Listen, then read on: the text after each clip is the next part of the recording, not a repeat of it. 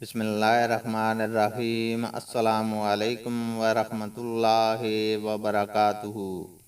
حدیث نبوی صلی اللہ علیہ وسلم ہے، ہم سے عثمان بن ابی شیبہ نے بیان کیا، انہوں نے کہا کہ ہم سے طلحہ بن یحییٰ نے بیان کیا، ان سے یونس نے زوری سے بیان کیا، ان سے سالم نے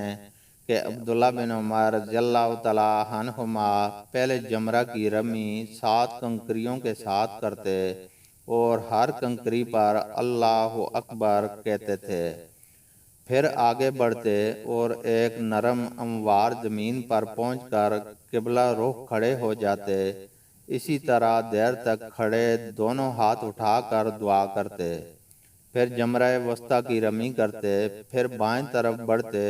اور ایک ہموار زمین پر قبلہ رخ ہو کر کھڑے ہو جاتے، یہاں بھی دیر تک کھڑے کھڑے دونوں ہاتھ اٹھا کر دعائیں کرتے رہتے۔ اس کے بعد والے نشیب سے جمرہ عقبہ کی رمی کرتے، اس کے بعد آپ کھڑے نہ ہوتے بلکہ واپس چلے آتے اور فرماتے کہ میں نے نبی کریم صلی اللہ علیہ وسلم کو اسی طرح کرتے دیکھا تھا۔